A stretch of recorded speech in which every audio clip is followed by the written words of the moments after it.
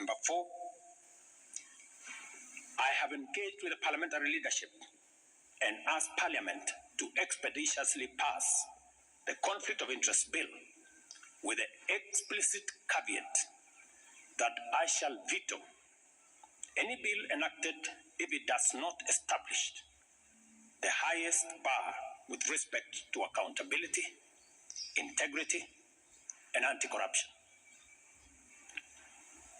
I will make full use of the power given to me under Article 115 of the Constitution to make sure that the bill meets the appropriate standards set out in the original bill.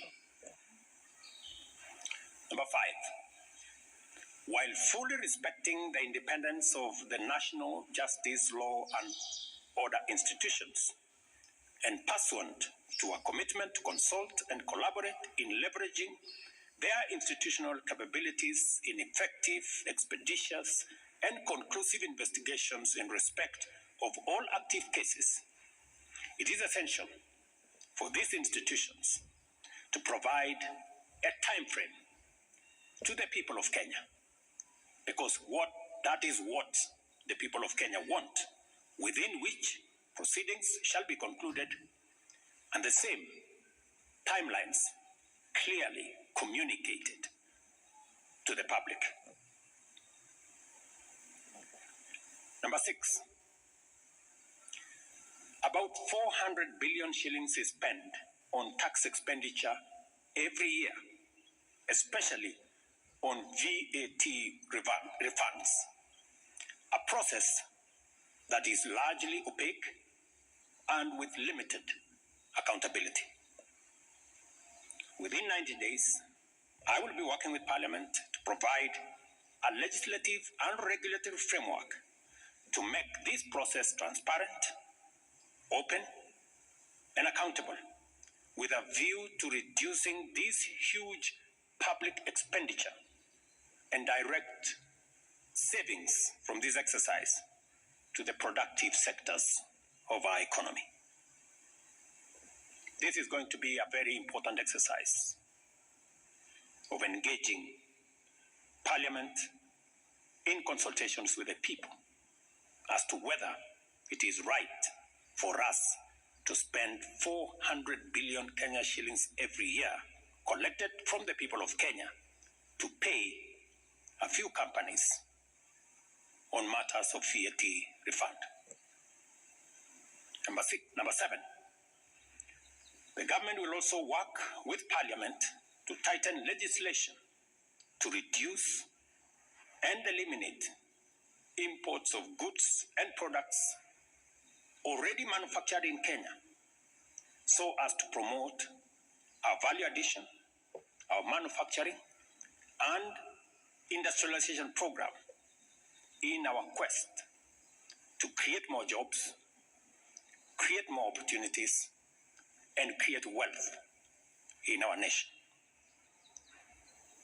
We must have a national conversation as to whether we want to be a supermarket for products from other countries, or we want to produce products that we already have manufacturing capacity in Kenya.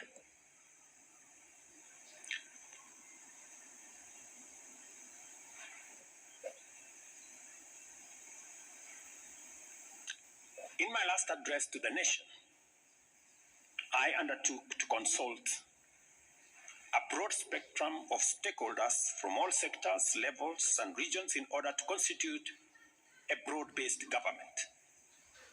In line with this undertaking, I will be forwarding additional names to Parliament for vetting prior to appointment, based on the understanding of the Cabinet's essential role in driving the transformational agenda that makes Kenya a better, more just, and more prosperous nation for all of us.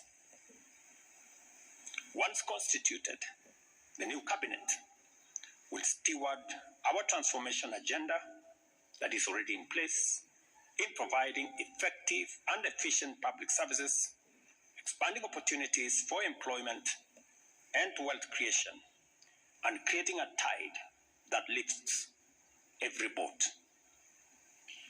Our collective ambition is to turbocharge the performance of our economy to achieve our universal health coverage, which ensures that no one is left behind or impoverished on account of healthcare costs.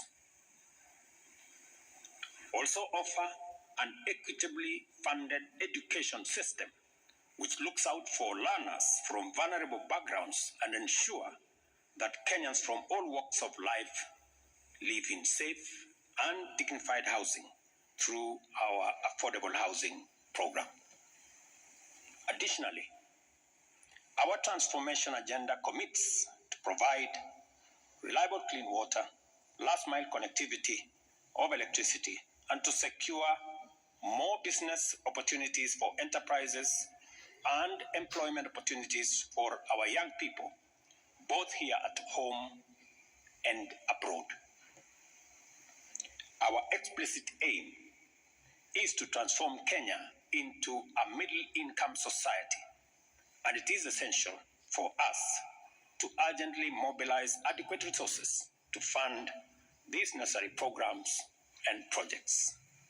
Consequently, after extensive consultations, I have nominated the following persons for consideration and approval by the National Assembly for appointment as cabinet secretaries.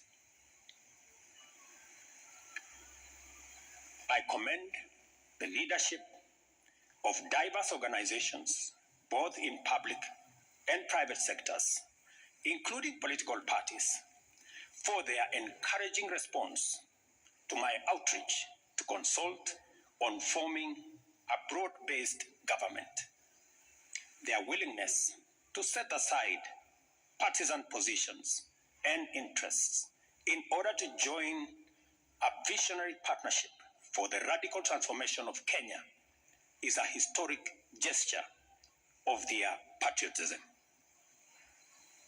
I know and I understand acutely the huge expectation of the people of Kenya on me and this administration. And I equally understand that that responsibility can be made easier if we work together as a nation. And as I said, the opportunity we have to work together across political lines, across different divisions, is much more greater than the challenge and the crisis we have in our hands. I take this opportunity to express my appreciation for their commitment and reiterate my pledge to engage alongside them in a national conversation that is inclusive, citizen-centered, and aimed at consolidating. And as I expand and broaden this administration, I am acutely aware that the responsibility of managing the affairs of the country vested in the cabinet, in the expanded cabinet, will require of us to work together and to focus on that which brings honor to our country.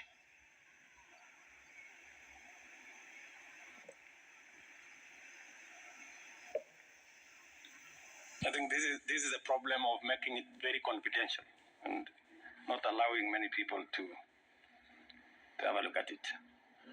As you're all aware,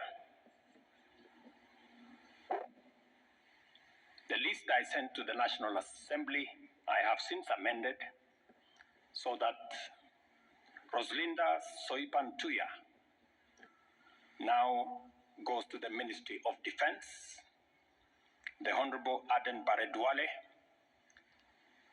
moves to Environment, Climate Change, and Forestry.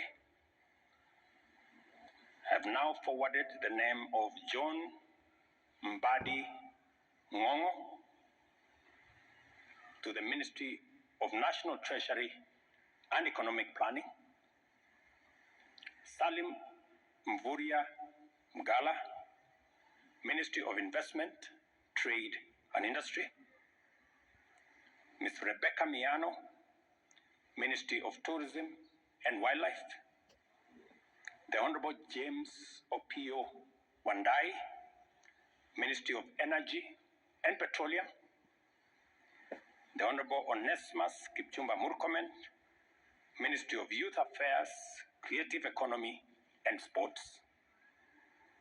The Honorable Hassan Ali Joho, Ministry of Mining, Blue Economy and Maritime Affairs. The Honorable Dr. Alfred Nganga Mutua, Ministry of Labor, of Cooperatives and Micro, Small and Medium Enterprise Development. The Honorable Justin Bidan Njoka Muturi, Ministry of Public Service and Human Capital Development. Madam Stella, Culture, Arts and Heritage. I am still working on the other pending nominees, and I will be announcing them shortly. Thank you very much. God bless you. God bless our great nation, Kenya.